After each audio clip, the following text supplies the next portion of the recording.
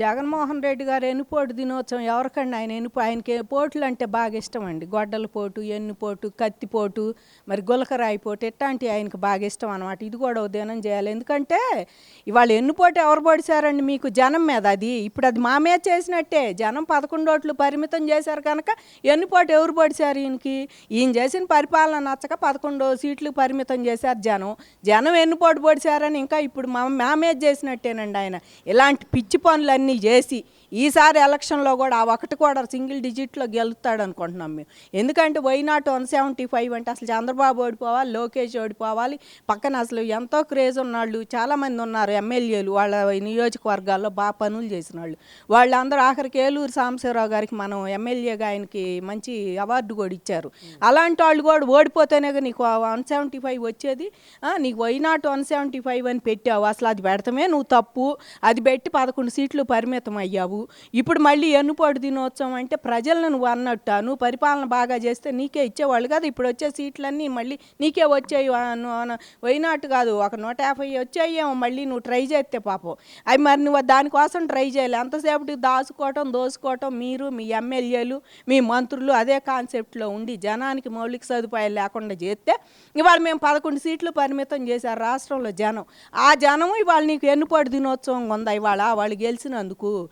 ఎవరు ఎన్నుపోటు దినోత్సవం చేశారు? వాళ్ళు మీరు కనుక ఈవీఎంలతో 150 ఓటు కొడితే ఇవాళ వీళ్ళు ఈవీఎంలతో 164 చేసినట్టు అది ఒకటి గమనించాలి. ఎందుకంటే ఈ మధ్య మీ వాళ్ళు ఇది కూడా ఆగుతున్నారు ఏమని 150 వాళ్ళు ఈవీఎంలు బాగా మోసం చేసినాయండి అని. మరి 151 వచ్చినప్పుడు వాళ్ళు అదే అనుకోవాలి కదా అవతల వాళ్ళు కూడా. కాబట్టి ఆయన ఎన్నుపోటు దినోత్సవం జనానికండి. ఇప్పుడు ఆ దినోత్సవం మాకు చేస్తున్నట్టు ఆయన ఎన్నుపోటు దినోత్సవం మేము ఎన్నుపోటు పొడిచినట్టు ఓట్లు వేసిన ప్రతి ఓటరు ఇవాళ జగన్ గారికి ఎన్నుపోటు పొడిచారు. అందుకే నేను ఈ దినోత్సవం చేస్తున్నా అని ఓటర్లకి చెప్పకనే చెబుతున్నాడు ఆయన. ఆయనకి ఎట్లా ఉందో కానీ చేసుకునే వాళ్ళకి మాకైతే అర్థమవుతుంది. మా కోసమే ఆ దినోత్సవం అని చెప్పేసి. ఇప్పటికీ కూడా కొన్ని ఇంటర్వ్యూస్లో కానీ లేకపోతే బహిరంగ సభల్లో కానీ వైసీపీ నాయకులు మాట్లాడుతూ ఉన్నారు 164 స్థానాలు ఈవీఎంలు ట్రాంపరింగ్ చేసి మాత్రమే వాళ్ళు గెలిచారు అని చెప్పేసి. ఏంటి అసలు ఏం చెప్తారు? మరి ఆ 164 స్థానాల్లో ట్యాంపరింగ్ చేస్తే మీరు 151 పోయినసారి చేసినట్టేనా? 19లో చేస్తే ఖచ్చితంగా వీళ్ళు 24లో చేసినట్టే. మీరు 19లో మేము చేయలేదండి, మేము ఖచ్చితంగా గెలిచాము, ప్రజలు మమ్మల్ని ఆమోదించారు అంటే వీళ్ళు అట్లాగే అనుకోవాలి. వాళ్ళు ఆ 2 రకాల మీకే వదిలేస్తున్న విఘ్నతకి వాళ్ళకి కానీ ఎవరైనా సరే ఆ ట్యాంపరింగ్లు చేసేది అవన్నీ మీరే. పోయినసారి మీరు అన్ని వచ్చినాయి, ఈసారి వీళ్ళకి ఇన్ని వచ్చినాయి. అది మీరు చూసుకోవాలి.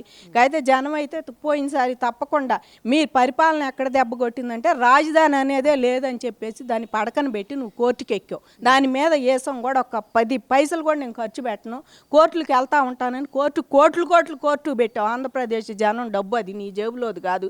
కోట్లు పెట్టి సుప్రీంకోర్టు దా లాక్కుపోయావు. 3 రాజధానులు ఇక్కడ ఓడిపోయావు. ఇక్కడ ఓడిపోతే నిలుస్తావేమో మళ్ళీ పరిపాలన వాళ్ళు హైకోర్టు చెప్పింది సాగిస్తామంటే నీకు హైకోర్టు లెక్కలేదు, నాకు హైకోర్టు లెక్కలేదు.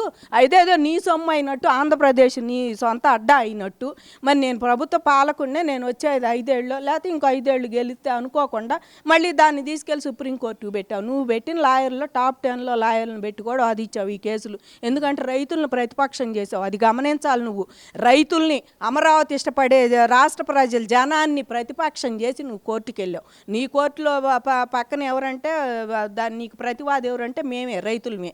కాబట్టి ఇలాంటివన్నీ చేసి నువ్వు తప్పుదారి బట్టి ఓడిపోయి మరి కనీసం రోడ్లు లేవు. ఇక్కడ కాలేజీల పిల్లలకి వెళ్ళటానికి కూడా రోడ్లు లేవండి. ఇటు కాలేజీ కానీ ఎస్ఆర్ఎం కానీ అవి ఎంత ప్రతిష్టాత్మకమైన కాలేజీలు ఎక్కడ మన దేశంలో పక్క రాష్ట్రాన్ని బతిలాడు బామాల్లో తీసుకొచ్చి ఇక్కడ పెడితే చంద్రబాబు గారు నువ్వు వాటి ముందుకు వెళ్ళటానికి కూడా నువ్వు రోడ్లు అయిపోతే దానికి కూడా ధర్నాలు చేసిన వాళ్ళు ఉన్నారు ఇక్కడ.